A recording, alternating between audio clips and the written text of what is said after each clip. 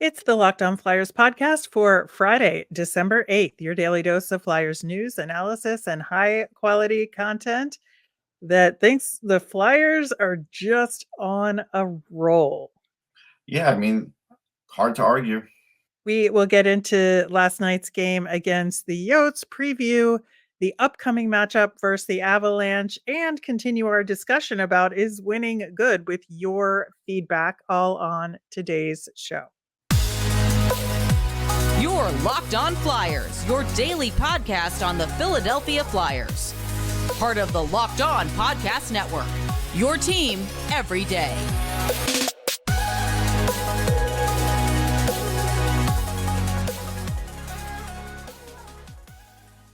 Hey there, and thanks for making Locked On Flyers your first listen every day. I am Rachel Donner. You can find me on the app formerly known as Twitter at rmiriam. I'm here as always with Russ Cohen, who's on all your favorite social media apps at Sportsology. With all the changes in social media, we as a show are on Locked On or at Locked On Flyers on Instagram, Threads, Blue Sky, and Twitter. You can subscribe or follow us for free over on YouTube or on the SiriusXM app or anywhere you listen to podcasts. You'll find our latest episode as soon as it's available here on the Locked On Podcast Network, your team every day. Russ, we got a surprise just prior to puck drop last night versus Arizona. Olle Lycksell was checking into the lineup for a not feeling well Ryan Paling. And that's why you got to bring the extra guys on the road trip, right? It is a good reason, yeah, because you just never know, and you never know when someone's going to get sick. So, yeah, happy for Ollie that he got in there. Yeah, it was a little like discombobulated there because it was so last minute and because Lycksell's a winger, they decided to kind of double shift some of the centers a little bit and then rotate Lycksell in when they could. So he really only, got a small amount of playing time in this game, and then it kind of threw the lines off a little bit, but did Yeah. not stop them from winning the game. No. So I think that was really good. They kind of went with it and figured it out on the fly and managed to come away with the win. Um, I think it was really interesting because we talked prior to the game about a couple of things to win this game.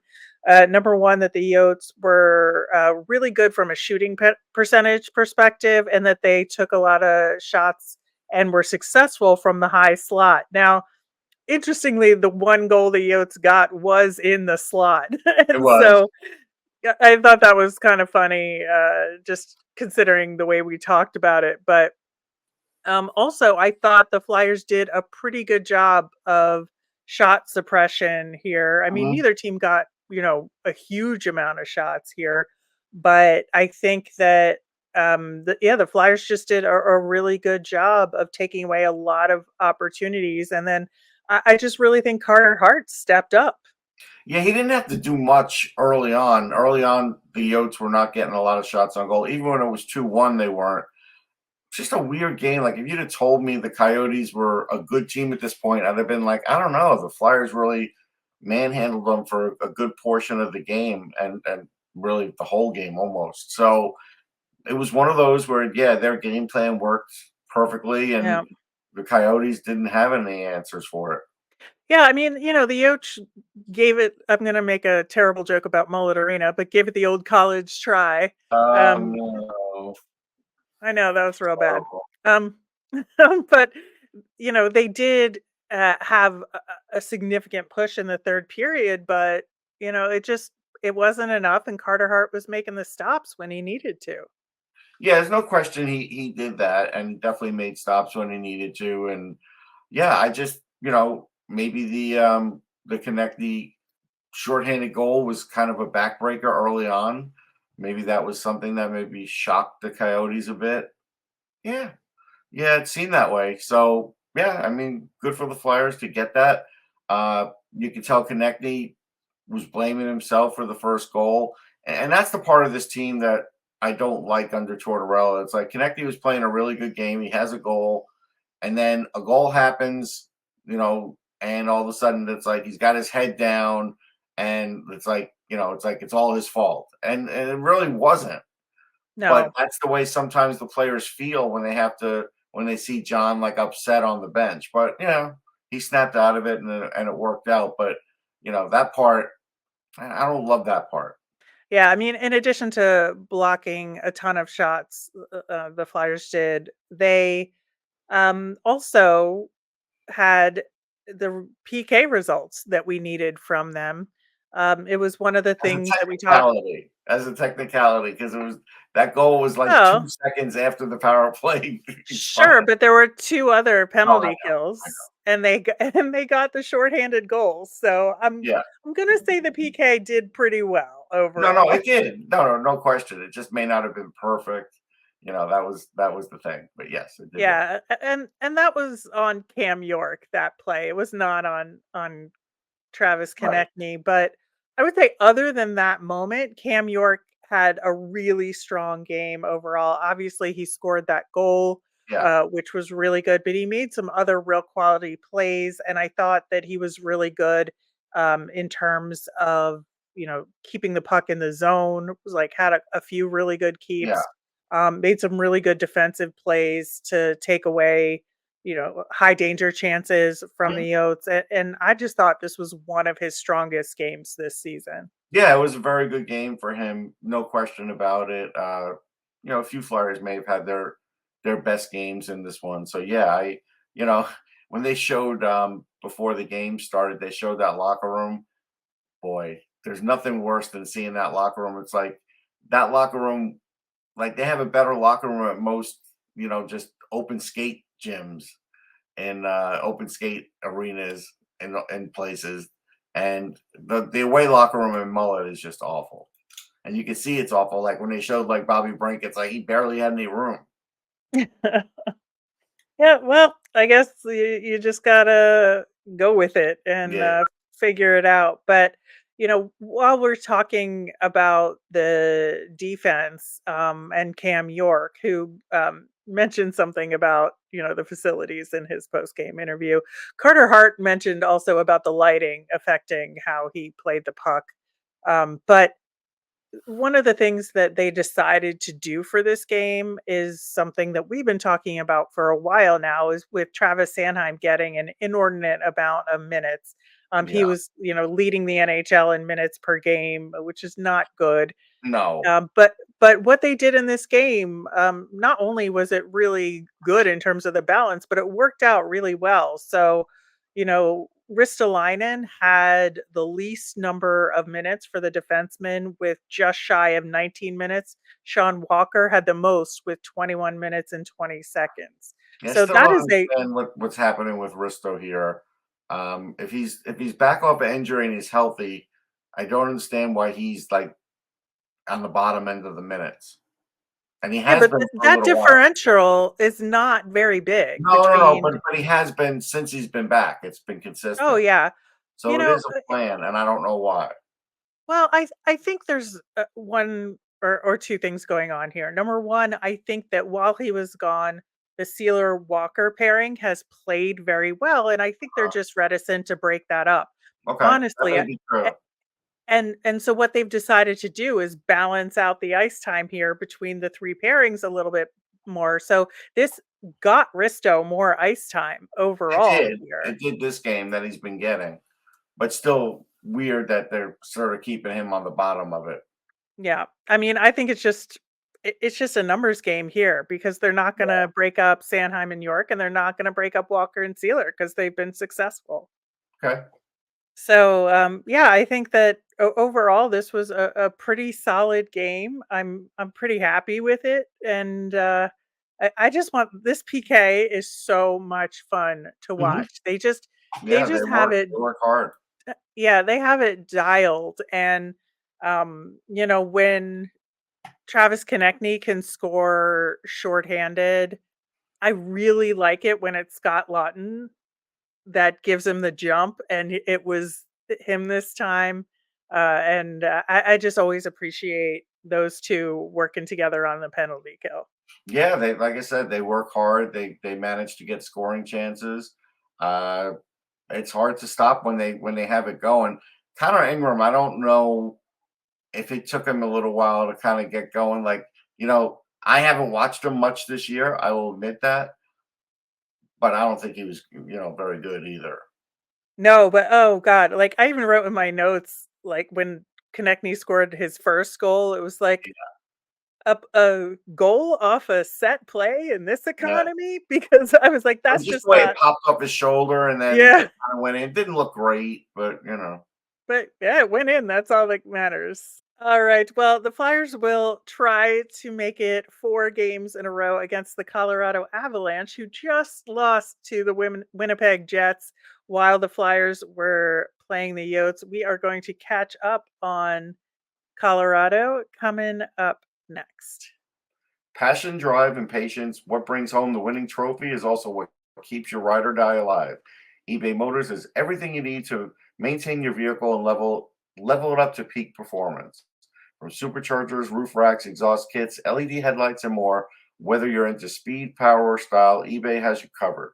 With over 122 million parts for your number one ride or die, you'll always find exactly what you're looking for. And with eBay Guaranteed Fit, your part is guaranteed to fit your ride every time or your money back. Because with eBay Motors, you're burning rubber, not cash. With all the parts you need at the prices you want, it's not easy to turn your car into the MVP and bring home that win. Keep your ride or die alive at ebaymotors.com. Eligible items only, exclusions apply. eBay Guaranteed Fit only available to U.S. customers. Of course, on the Monday show, we will be recapping the game we are about to preview versus the Colorado Avalanche. And man, the Avs have been in such injury hell. Like, I feel so bad for them in a lot of ways. But they did just get Cale Makar and Andrew Cogliano back into the lineup versus Winnipeg. Makar was a -2 on the night. If that's any any indication on how it went for Yeah. them, the 4-2 loss. There was an empty net goal there at the end, but yeah, the Avs have struggled a little bit. Of course, Landeskog has been out. Frank Kuz is out. Lekkonen's out. Bowdy's out. Like it's just been one thing after another for them, and I think that this is a real big opportunity for the Flyers here because despite the Avs having, the injury problems, they still, or at least prior to last night, were number 1 in the Central Division. They had been finding ways to win here. Yeah, it'll be interesting to see who's in net because Georgiev's going to have to rest at some point. He hasn't rested much this year. So I No, don't he know how played the that's last 2 games, so going. I don't think he should play, but if I were the Avs, I wouldn't put him in, but Yeah, they don't I have don't much know. faith in Prostalov, I think it is, and so Mhm. yeah, they don't have a lot of faith in him. I don't think he's a bad goalie. He's just not a very good goalie. He's okay, but yeah, it'll be very interesting to see how they handle this. Yeah, I think so too. But there's some interesting comparisons here because when we were talking about the comparisons between the Flyers and the Yotes, we were looking at shot rates and shooting percentage, and this time instead of the Flyers having a huge advantage in shots, the Flyers and Abs are pretty even in shots on goal rates per game, but the Avs shooting percentage far outshines the Flyers. Of course, like with, a lot of the players they have, it seems kind of natural that that would be the case, right? Yeah, it does. I'm not going to get caught up with shots on goal. I mean, to me, shots on goal to me have never mattered because you always get the situation where you could outshoot a team and lose, and you could outshoot them by 15 shots, and then you could have that other team where they get four goals on 6 shots. There's all kinds of weird scenarios. I've seen them all. I think the big thing is the quality shots, and the Avs don't have the toughest defense, so I think they'll get Right. quality shot chances. It'll just be interesting to see how the atmosphere, how they react to that because that's always a factor. And they're gonna have to skate a lot. This is a good skating team. Yeah, I think the altitude is gonna have a huge impact on this one in terms of the skating because, if you look at just in general how the Flyers play, they tend to skate a lot more than necessary Right, in some cases, and so right. they're gonna have to figure out ways to make more straight lines between 2 points, but without being predictable, and I think that'll be, one of the bigger challenges in this game. Yeah, I think that's fair. I think that's definitely one of the challenges. I'm sure we're going to see Hart again. I don't think Mhm. that's an issue. So yeah, I mean, again, hockey's a weird game. On paper now, it looks like this might favor the Flyers a little, but they might get in there. The altitude might bother them. McCarm and Rantanen might and McKinnon might take over a game. You don't know. I mean, there's a lot of weird things that go on in this league this year that are hard to predict. Right. And I think one of the other things that's very different about these two teams is that both teams are pretty good at preventing shots, but the Flyers do it more by blocking. The Avs Right. just are not big shot blockers at No, they're all. not. They're not. And that is something that's just not their style. They do Yeah. have guys that just are good at getting the puck. And when they get it, it's hard to get it back from them. So I think they do that. I mean, one of the guys who's really good at that is Gerard, and he's also out too, right? Yeah. So yeah, that's so this is one where we'll see. I mean, this one seems to be more in the Flyers' favor than it normally would be. You never know.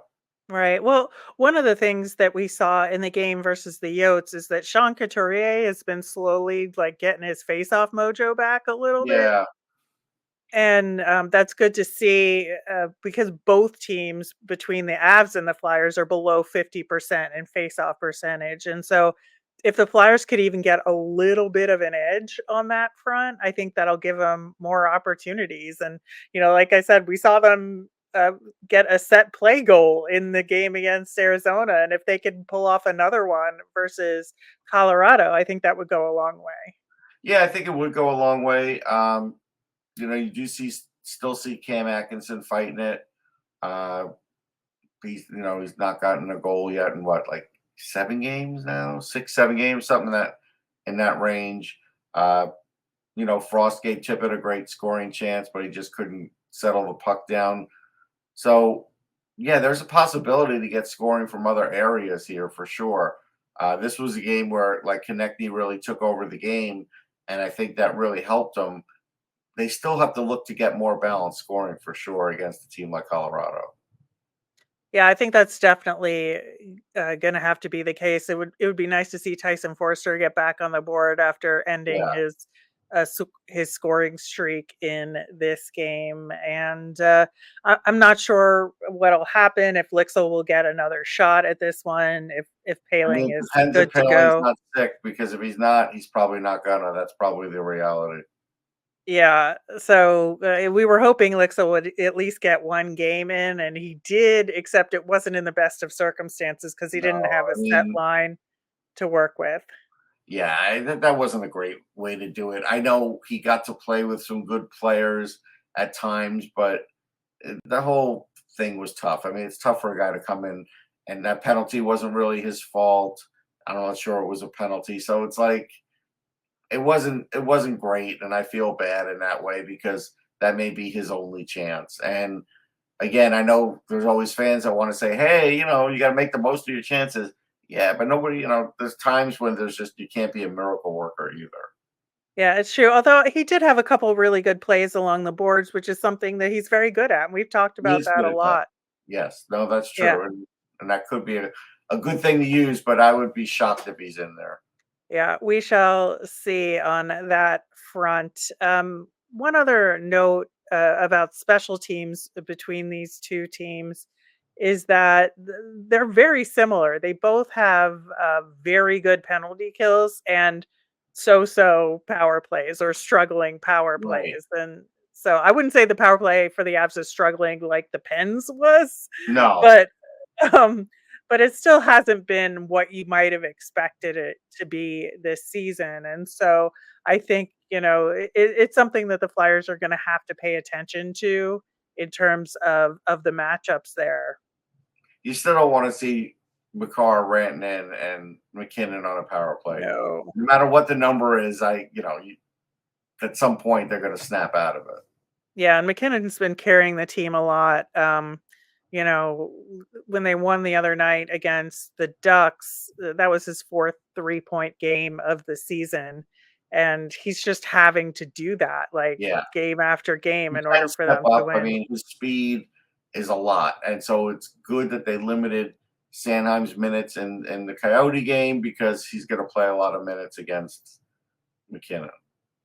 Yep. Yep.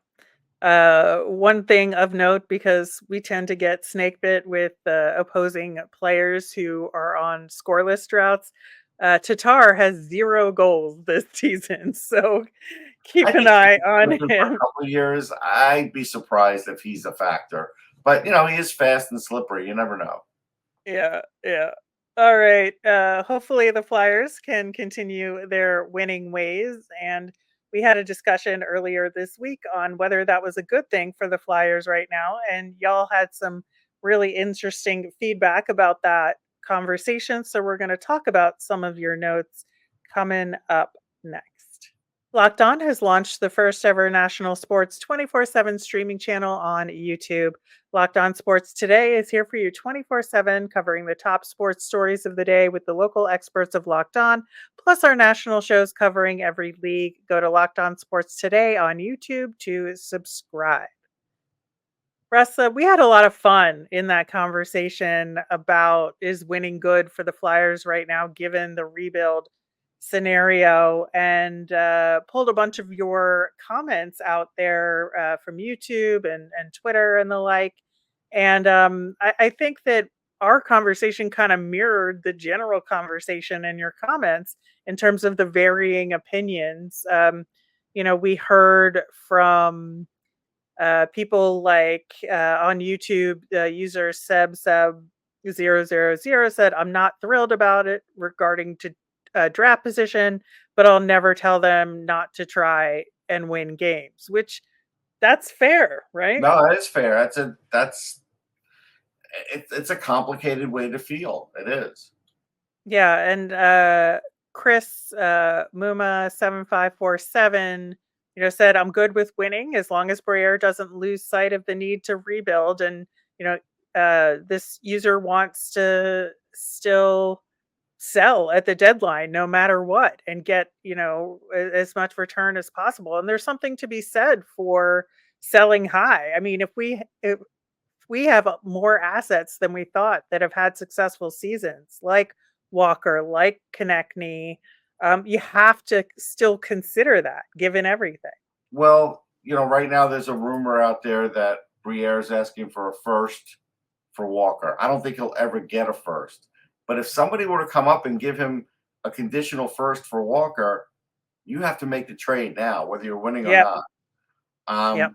Will they? I don't know. I maybe that's where conflict would start to come in, but that's the complicated part of this.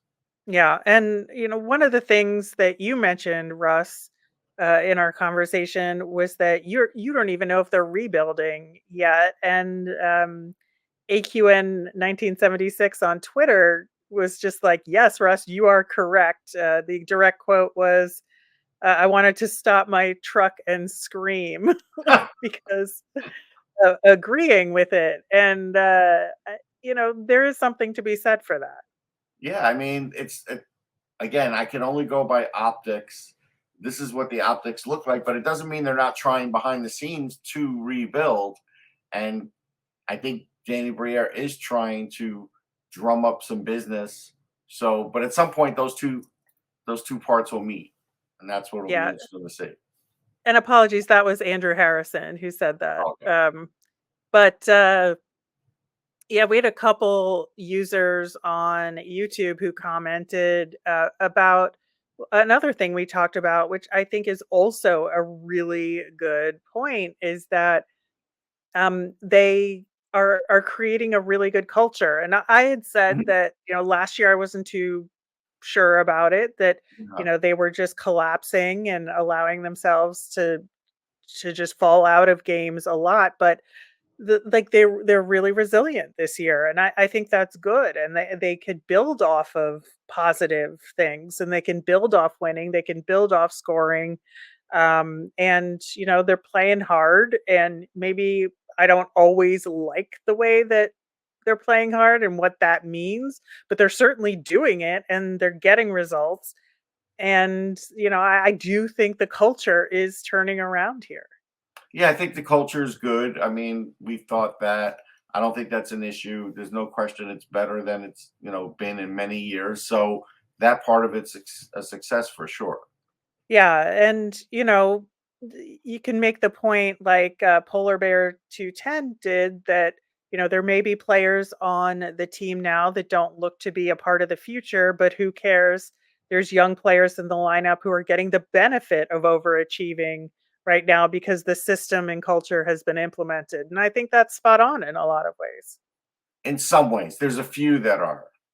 I don't Yeah. know if there's enough that are, but there's a few that are. Well, yeah, and hopefully more of the younger players get an opportunity to be part of this winning culture, because Right. I think, you can make the argument that you don't wanna put too many of the younger guys in until that culture is established. I think we've gotten there No, no, to I a think large we've gotten there too. degree. I agree with what you say, and there's no question it's there. So I don't think that that would be broken.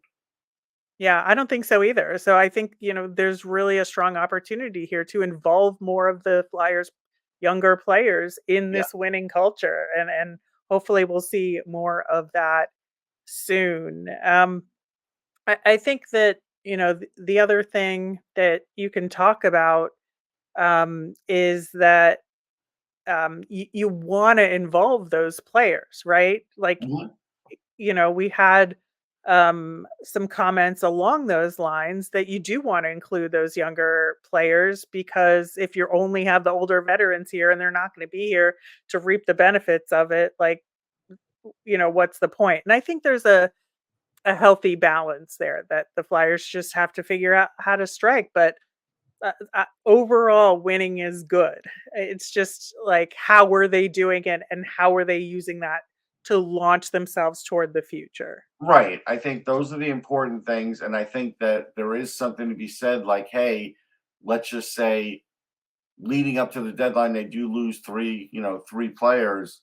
Um, yeah, if the other younger players had been playing at least a little while, you shouldn't have a problem with the culture or anything. If it's going right to the deadline, and then all of a sudden the players who haven't been playing get called up, and these other players leave, then there's always going to be an adjustment. So that's kind of up to them how they want to work that if they're thinking Yeah, about yeah, exactly. If they're thinking about trading guys before the deadline, like a Walker, they're going to have to start to involve the other players it. sooner Yeah. rather than later. And I think that's the way that you integrate them into this culture, and Yep. keep it going. Yeah, I Um, think so. speak, Speaking of keeping it going, in addition to playing the Avalanche next week, we're looking ahead to the Nashville Predators. We've got the Caps and a very good Detroit Red Wings team that is surprising a lot of people right now. Monday, of course, we'll have our nemesis of the week. And as a reminder, we always want to hear from you. So if you've got questions or comments, you can send them to us via Twitter at Locked On Flyers. You can email us at lockedonflyers@gmail, or comment over on our YouTube channel. I'm Rachel. I'm on Twitter at rmiriam. That's RMIRIAM. I'm Russ. I'm at Sportsology, SPORTSOLOGY. Have a great weekend, everyone.